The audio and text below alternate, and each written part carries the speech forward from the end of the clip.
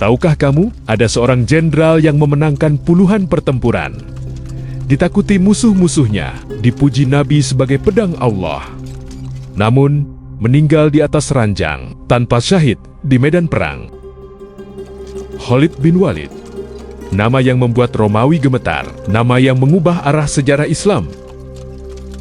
Ia tidak pernah kalah di medan perang. Setiap taktiknya menghancurkan musuh, setiap langkahnya mengubah sejarah. Tapi di akhir hidupnya, ia menangis. Bukan karena takut mati, melainkan karena ia hidup terlalu lama. Setelah semua pertempuran usai, tapi hari ini kita tidak membahas berapa banyak musuh yang ia kalahkan. Kita akan membahas luka batin seorang satria yang justru paling berat setelah semua kemenangan. Inilah kisah tangisan Khalid bin Walid di akhir hidupnya.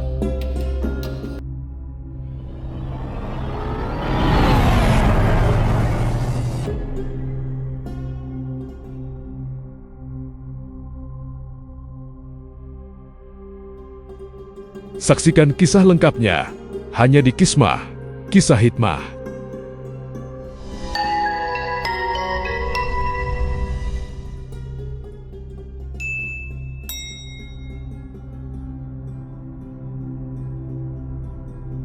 Malam itu sunyi, angin gurun berdesir pelan, membawa bau pasir dan besi tua. Seorang lelaki tua memandangi pedang yang tergeletak di samping ranjangnya.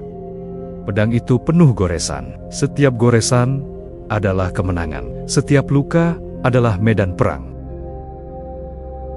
Namun, malam itu tak ada sorak pasukan, tak ada gemuruh kuda, hanya napas yang kian berat dan sepasang mata yang basah.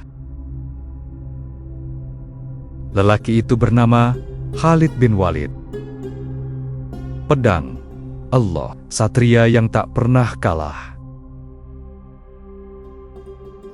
Namun, malam itu ia menangis. Ia pun berbisik dalam hatinya, "Aku mencari syahid di setiap peperangan, namun aku mati di atas ranjang." Bagian ke-1, pedang yang dibentuk sejak lahir. Khalid tidak dibesarkan untuk berdoa, ia dibesarkan untuk menang. Lahir dari Bani Makhzum, kabilah paling bergengsi dalam urusan perang Quraisy. Khalid tumbuh dengan satu keyakinan, hidup adalah pertarungan, dan pertarungan harus dimenangkan. Sejak muda, ia membaca arah angin, gerak musuh, dan kelemahan lawan, seperti orang lain membaca tulisan. Namun, tak ada yang menyadari bahwa pedang yang paling tajam seringkali melukai pemiliknya sendiri. Khalid mulai sadar, ia tidak sedang melawan manusia, ia sedang melawan sesuatu yang lebih besar. Hingga suatu hari, ia berdiri di hadapan Rasulullah Shallallahu Alaihi Wasallam. Tidak ada makian, tidak ada penghakiman, padahal Khalid tahu dialah penyebab luka Uhud. Namun Rasulullah Shallallahu Alaihi Wasallam hanya memandangnya dan berkata dengan tenang, "Engkau adalah pedang yang Allah hunuskan." Pedang bukan musuh, bukan penjahat, bukan pembunuh. Khalid menunduk, bahunya bergetar, air mata yang selama ini ditahan akhirnya jatuh. Hari itu, Khalid bin Walid kalah tanpa bertempur, dan justru dari kekalahan itulah ia menemukan kemenangan yang sesungguhnya. Bagian 2, kemenangan yang menyisakan kekosongan. Di perang Uhud, Khalid melihat satu celah kecil, satu kesalahan, satu kelengahan. Dan dari situlah ia membalikkan keadaan. Pasukan Muslim terdesak, sejarah berubah. Quraisy bersorak, nama Khalid dipuja-puja. Namun malam itu, ketika sorak telah reda, Khalid duduk sendiri. Ia menang. Menang, tapi hatinya tidak tenang. Ia melihat kaum muslimin kalah, namun tidak hancur. Mundur, namun tidak kehilangan harapan. Dan dalam sunyi, Khalid bertanya pada dirinya sendiri, Mengapa mereka kalah, namun terlihat lebih kuat dariku? Bagian 3. Diuji setelah menjadi pedang Allah. Khalid akhirnya masuk Islam. Bukan karena kalah perang, tapi karena kalah dalam hatinya sendiri. Rasulullah SAW tidak menyinggung masa lalunya, tidak mengungkit luka Uhud. Beliau hanya berkata, Engkau adalah pedang yang Allah hunuskan. Sejak itu, Khalid bertempur bukan untuk nama, bukan untuk pujian, melainkan untuk Allah. Ia menang demi menang. Perang Mu'tah, penaklukan Makkah, dan Yarmuk. Hingga suatu hari, di puncak kejayaan, jabatan panglima itu dicabut. Bukan oleh musuh, tapi oleh pemimpin yang ia cintai, dan dunia menunggu. Apakah Khalid akan marah? Namun, ia hanya berkata, Aku berperang bukan karena jabatan, aku berperang karena Allah. Hari itu, Khalid kehilangan pangkat, namun memenangkan sesuatu yang jauh lebih besar, dirinya sendiri. Bagian 4. Pedang yang pulang tanpa sorak. Khalid bin Walid menang di semua peperangan, namun tidak mendapatkan satu hal yang paling ia rindukan, syahid. Senja di kota Homs terasa lebih dingin dari biasanya. Di sebuah rumah sederhana, jauh dari gemuruh medan perang, terbaring seorang lelaki tua. Tubuhnya besar, namun kini rapuh. Tangan yang dulu menggenggam pedang dengan gagah, kini bergetar pelan di atas selimut tipis. Dialah Khalid bin Walid. Pedang Allah, jenderal yang tak pernah kalah.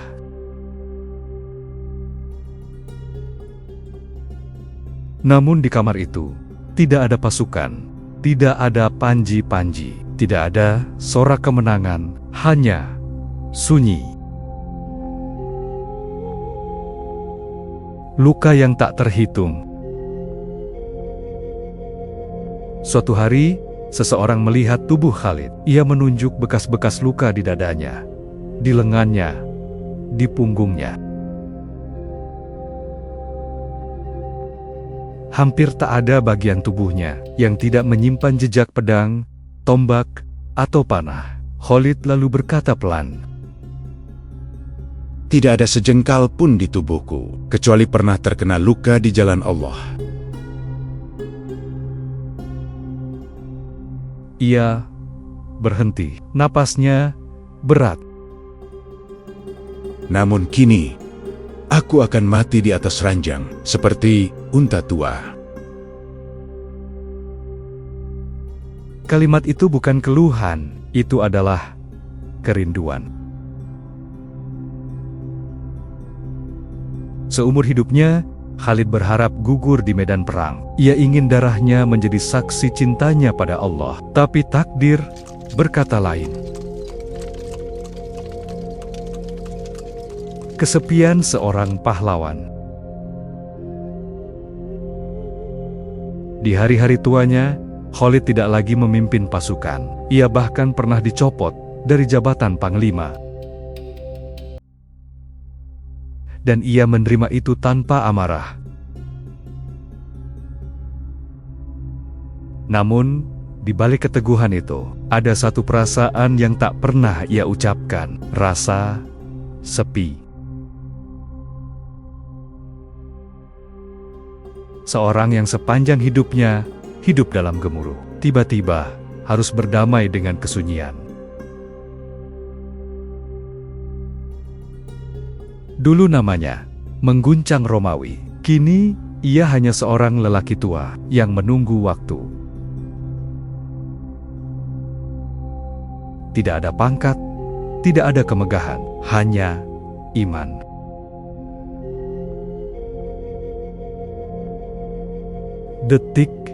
Detik terakhir, sang pedang Allah.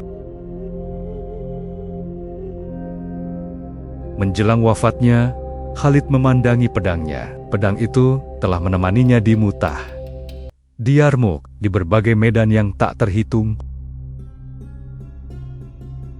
Kini pedang itu terdiam. Dan mungkin untuk pertama kalinya dalam hidupnya, Khalid tidak sedang bersiap menyerang. Ia sedang bersiap pulang. Dengan suara lirih, ia berkata, Semoga Allah menerima amal-amalku. Tidak ada penyesalan karena kehilangan jabatan. Tidak ada keluhan tentang dunia. Hanya satu kekhawatiran. Apakah Allah menerima dirinya? Dan dalam kesunyian itu, pedang Allah kembali kepada pemiliknya. Mengapa kisah ini begitu menyentuh? Karena Khalid mengajarkan satu hal besar. Tidak semua pahlawan wafat di medan perang. Tidak semua kemenangan berakhir dengan sorak.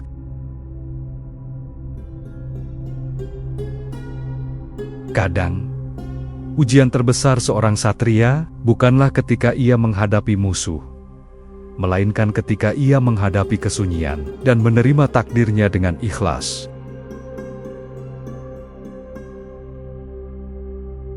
Bagian 5. 5 hikmah kisah Khalid bin Walid.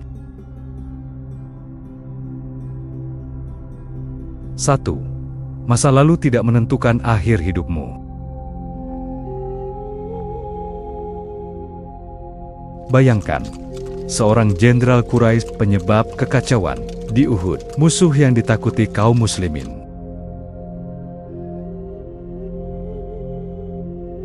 Tak ada yang menyangka orang itu kelak akan dijuluki pedang Allah.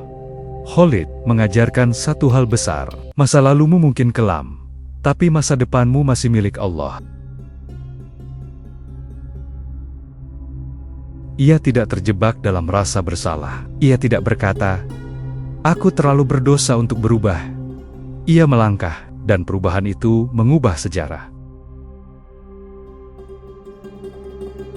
Kadang kita merasa terlalu jauh untuk kembali, tapi kisah Khalid berbisik pelan.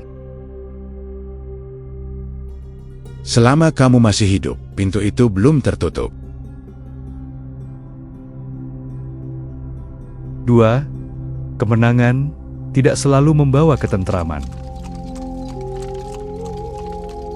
Khalid menang di banyak pertempuran. Namanya dipuja-puja, strateginya dipelajari. Namun di hari tuanya, ia justru menangis. Mengapa? Karena ia sadar kemenangan dunia tidak selalu sama dengan ketenangan hati. Ia punya luka di seluruh tubuhnya, tapi yang paling dalam bukan luka pedang, melainkan kerinduan akan ridha Allah. Hikmahnya, jangan tertipu oleh sorak manusia. Yang lebih penting adalah, apakah hatimu tenang di hadapan Tuhanmu? 3. Ikhlas itu lebih berat dari perang.